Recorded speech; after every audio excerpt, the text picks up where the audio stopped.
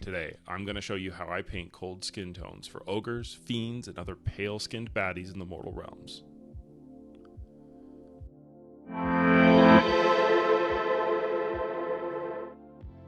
Hello YouTube and welcome back to Big Friendly Gaming. I'm Rob. A big thanks to everyone for the fantastic response to my first video, both locally in the Ottawa community and online. It was great to see people enjoying the video, and I hope to continue putting out fun and educational content on this channel. My apologies for the delay in getting to video number 2. Real life has been incredibly busy. Thank you for your patience and following me into video number 2. For this video, I was already falling quite a bit behind my schedule, so I'm just going to do an audio voiceover. I will go back to doing talking head videos for my next video. I'm going to continue to try and make edutainment videos, quote unquote, that balance learning something with hanging it with me while I tell a story or share a hopefully interesting experience. If you're interested instead in jumping straight to the tutorial, click on the link here. A fair warning. I didn't plan to make this tutorial when I started painting, so I had to piece together footage. I'll do my best to explain what I did throughout. My friends would tell you that my one true love in Warhammer Age of Sigmar is the big fat boys and beasts of the Ogre Mawtribes. When I left the hobby back when I was 12 years old, Ogre Kingdoms were the new hotness, the newest army in Warhammer Fantasy. And I was lucky enough to have 2 boxes of models from that range. A single unit of Ogre Bulls, and a metal Ogre Tyrant, and I thought they were just so cool. When I got back into Warhammer with Age of Sigmar in 2023, I was stoked that the Bulls, now called Gluttons, were still able to be played, along with many other kits in the range. I thought it would be good to start with an army that was going to be maybe 20, 30 models, a good place for me to dip my toes back into the hobby, see if I was enjoying gaming, and Ogres felt like a perfect fit for that. Well, that was 2 years ago. My love for the hobby has been reignited since getting into Age of Sigmar, and my love for the big brutes has gone deep and wide, to the tune of over 13,000 points of ogres across the Gutbusters and Beastclaw Raider subfactions. But like the Great Maw, my hunger is never satisfied. I had my eyes on a unit that wasn't yet in my collection, the newest ogres, the Gorger Maw Pack. These models are amazing. They show the brute strength and musculature of the ogres so well, and they aren't covered in too many bits and bobs, making them quite easy to paint and really focus in on the skin tones.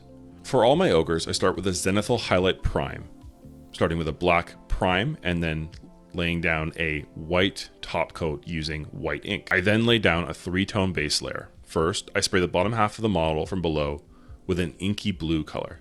Then, I paint the top half of the model from above using a bright, desaturated green. Last, I blend these colors together using a Turquoise Caribbean blue. 3 paints are what I'll refer to as mother colors for this scheme. Everything I do from here will incorporate one or more of these 3 colors to maintain harmony across the skin tones, the bone, the cloth, and the other materials on the models. You don't have to use blue and green. You could very easily do the same with purple and blues, or reds and blues, whatever makes the most sense to you. I just find the blue into the green really gives me that cold feel that I'm looking for, and kind of brings me back to that Northern Lights, Aurora Borealis effect that I'm looking for. Once the cool colors are applied, I block out some key areas along the skin with magenta, focusing specifically around the knuckles, eyes, chest, and anywhere the skin is tightly pulled across the bone. Things like bones protruding through the skin, where the skin would look irritated and show where there is still blood flowing on the knuckles, and on the spinal cord where you see the skin stretch quite thin. It really helps to make the models feel alive, and importantly, it creates some interesting color variation in the skin tones that makes the skin feel interesting, and I find really adds to the overall effect of the skin versus just using the blues and the greens. Next, I use a brush to build up the skin tones. Everything is going to move towards basic skin tone from Vallejo model color, a pink Caucasian flesh tone.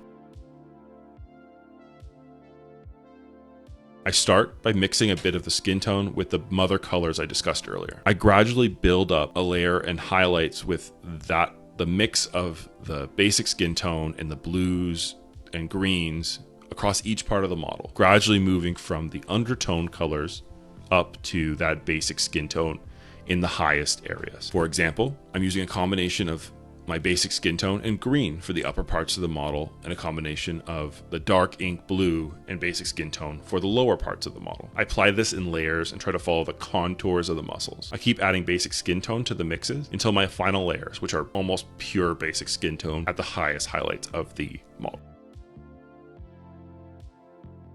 At this stage, it's not important to be perfectly smooth. We'll improve the smoothness in the next stage using an airbrush. If you don't have an airbrush, you can use a round dry brush or a makeup brush to create a similar effect through this stage.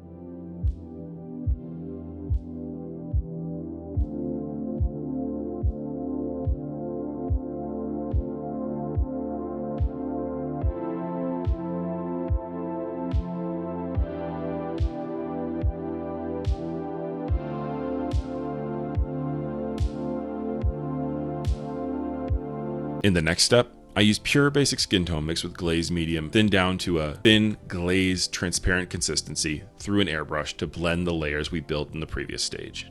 I apply this mix gradually from above in thin coats to building up the smoothness and the skin tone across the underlying layers. As the layers interact with the underpainting, they all gradually get brought closer together through that basic skin tone, and you start to see natural blends start to appear. Importantly, you don't want to be too heavy-handed here. It's important to ensure that the underlying tones can still be seen through the transparent glaze. You don't want to completely obliterate them with thick, opaque, basic skin tone. You really want those undertones to feel like they're coming through.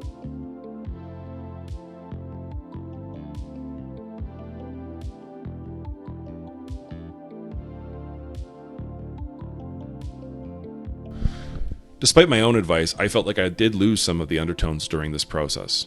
Whether it was because I didn't thin the paint to a transparent enough consistency, or because I was maybe just a little bit too heavy-handed or put too many layers on top of it, I felt that the model was reading really just kind of flat as basic skin tone. There was some of that underlying tone, but it had really been blown out by the work I had done with the airbrush. To remedy this, I came back in with two transparent inks, one in a royal blue color and one in a phthalo green. First, I spray from a bottom left or 5 o'clock position of the model to bring green undertones to that side of the model. I'm focusing on hitting the undersides only. I don't want to destroy the highlights, but I do want to make sure that those undertones really have that green. You see it across the musculature, even into the face of the model, across all areas, but really focused on that 5 o'clock position. And then I turn the model and I use the 7 o'clock position and do the same with blue. These colors bring a lot of interesting depth back to the model and really helps them feel cold, which is what we're going for.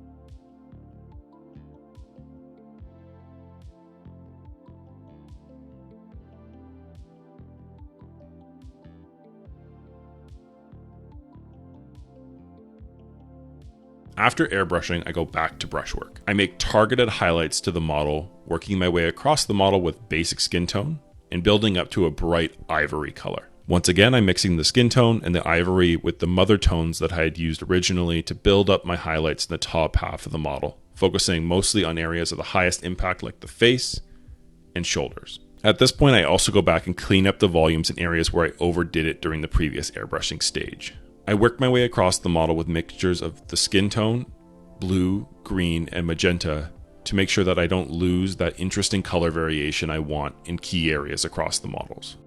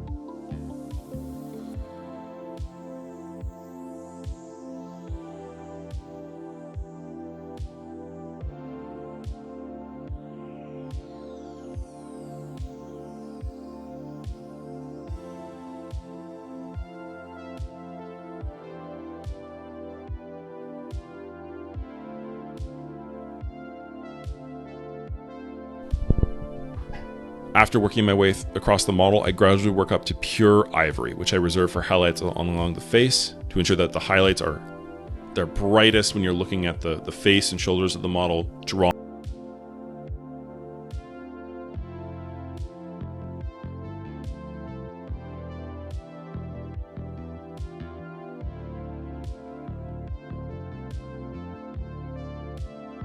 With this, the skin of the models is done, and I think it looks fantastic.